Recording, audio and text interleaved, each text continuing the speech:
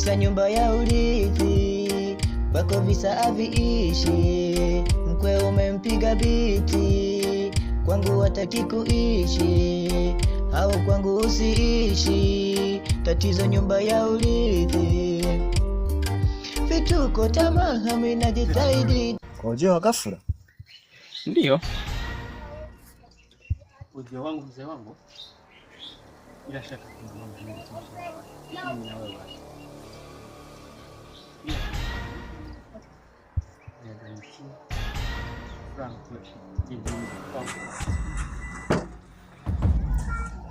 Labda tu niulize, kuna taarifa zozote kwenye mazingira ya watoto wetu unazo?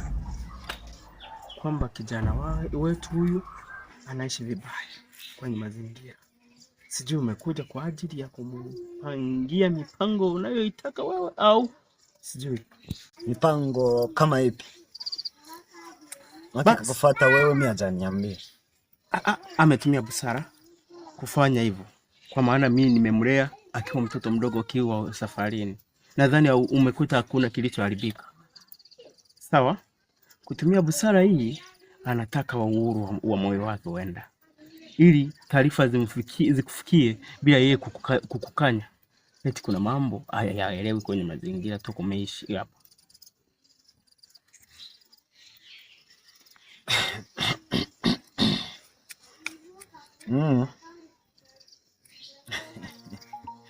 Sasa mzee mwenzangu, nitakutafuta. Sawa? Nitakutafuta, kuna mambo narekebisha. Narekebisha. Sina la ziada. Nitakutafuta. Kijana.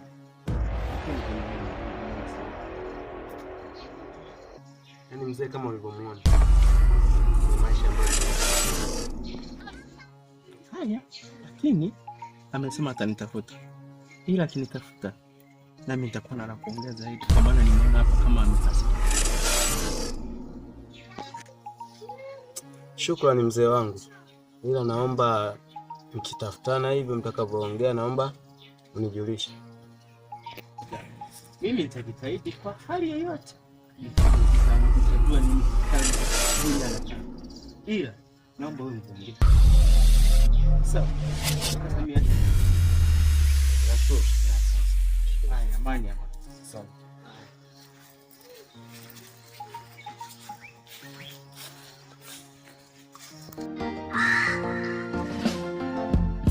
Kisa nyumba ya urithi, wako visa haviishi. Mkwe umempiga biti, kwangu hataki kuishi, au kwangu usiishi. Tatizo nyumba ya urithi.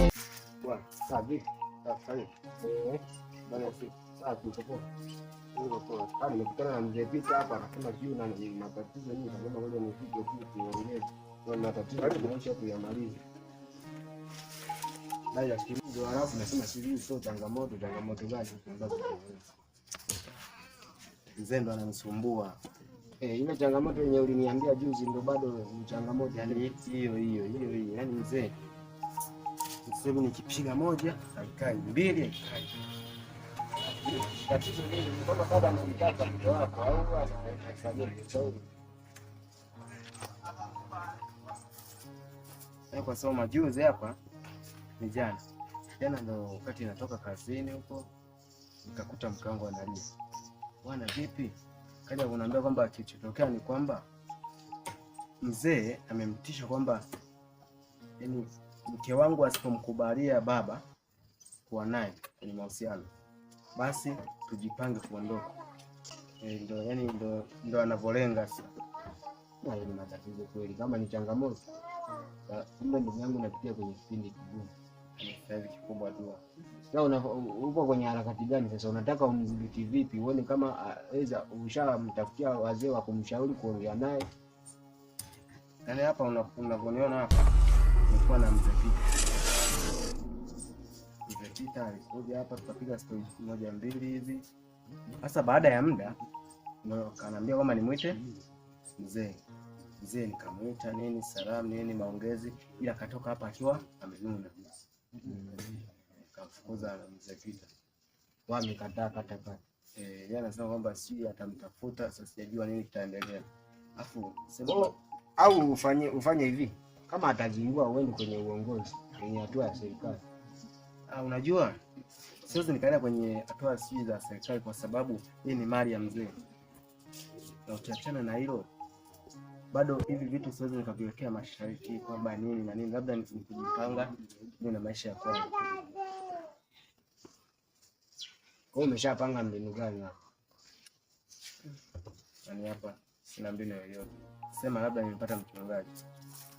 Na mchungaji majuzi hivi na kama wiki 3 hivi nimempata.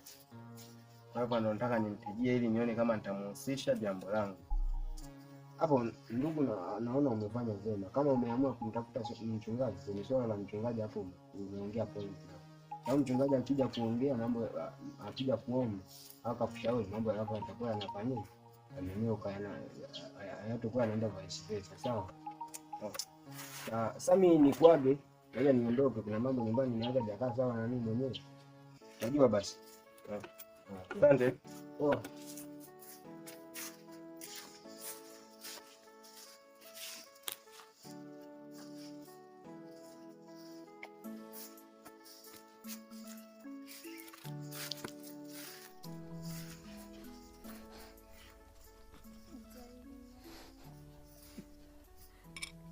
Halo. Bwana Yesu asifiwe. Sasa ndio nilikuwa na shida na wewe, si leo tunaweza tukaonana hivi, tutakuja nyumbani. Mimi nipo hapa.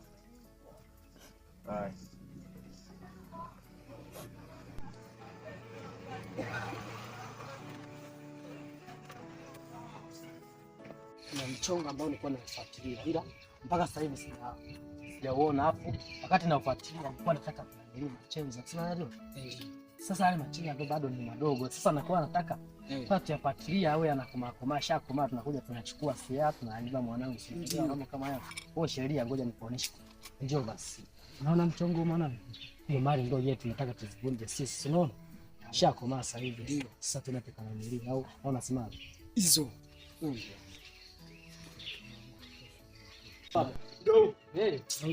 Ndio hivyo, ndio maana nakubalia. Ndio. Hizo tumepiga mchongo wa hela. Sasa fanya ndio panda na sisi niko chini.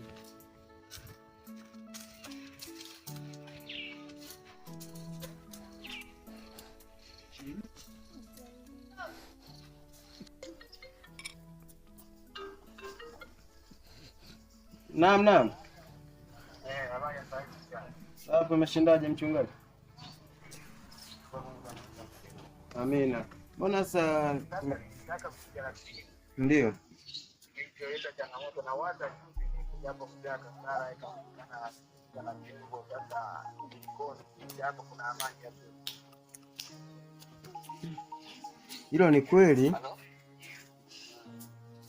Sasa hilo tungelijua mapema, maana mimi hapa nimeshasubiri hapa, yani nimekaa muda kweli. Ndio unajua na changamoto moja yako hata kama mwakani tangu ile kukutana ile kijana wananieleza na kuja kwenye mao kwa kinyana ndio wako kisha. Sasa unaonaje kwamba mkiingia nyumbani wala kukatika shida yako unaona namna gani? So tupange sehemu fulani hivi tukutane ili kuwekeza mambo yangu yalipo. Tungepanga sehemu fulani hivi tukakutana, make sielewi hapa. Labda niambie hapo na shida gani? Ni simu naona itakuwa ngumu kabisa. Ndio. Basi nitaidi tukutane hapa. Niko hapa barabarani natoka kujioni. Naomba tukutane hapa kwa huko. Tukutane basi walau tuongee hapa. Nakuja hapa.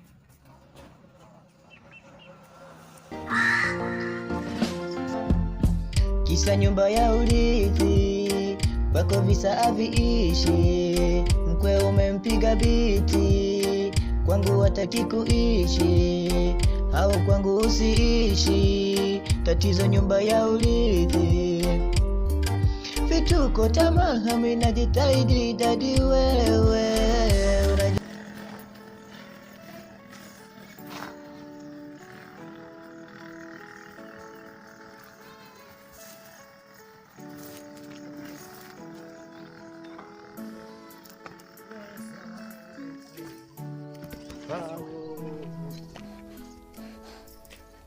Kijitu cha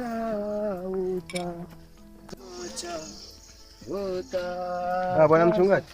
Habari njema. Bwana Yesu asifiwe sana. Amina. Habari ya uzima? Sawa. Unaendeleaje? Sawa makwema. Na tangu siku ile. Tangu siku ile nzuri. Sawa. Ndio kutoka. Asante. Sawa. Vipi tokea siku ile mzee niliona ileta shida ikabidi tulipishe. Ulifikiriaje ndugu? Yaani mzee sasa hivi ni changamoto. Sawa. Yaani kama unaelewa changamoto ni huyo mzee. Kwa sababu yaani nikimwambia neno kidogo ambalo linahusiana na Mungu ndio yaani anaweza kanyewa sasa hivi. Nisikilize nikwambie. Jana nilikuwa kwenye maombi na kitu ambacho Mungu naonekana nyuma yako kuna uganga unafanyika. Unaona? Sasa hivi mzee ameanza kwenda kwa waganga wa kienyeji, analeta madawa bila wewe kujua. Kwa hiyo usipokuwa makini utaenda na maji. Kwa hiyo ukimsikiliza bwana. Sasa bwana mchungaji. Na mtu nadhani tunaweza kupata mwingine mwingine basi. Sawa. Bali au naendeleaje? Sawa. Nadhani wewe tunaweza kupata. Nilikuwa ninaongea na ndugu huyu kuhusu habari za Yesu. Siku ile nikaenda kwake, ikawa nimeleta shida, kama imeleta changamoto, lakini nataka niwaambie sasa hivi kuokoka ndio habari. Naelewa. Sawa. Kidogo na neno hapa kidogo nataka niwaambie, maana Biblia anasema nikapo wawili watatu nami niko katikati yenu. Lakini kwa ajili ya Bwana, sio kwa ajili ya mambo mengine. Wengine anakutana kwa habari ya uzinzi, kwa habari ya uovu, lakini sisi tunakutana kwa habari ya Mungu. Sasa kwenye Biblia hapa, kwenye Biblia itafunua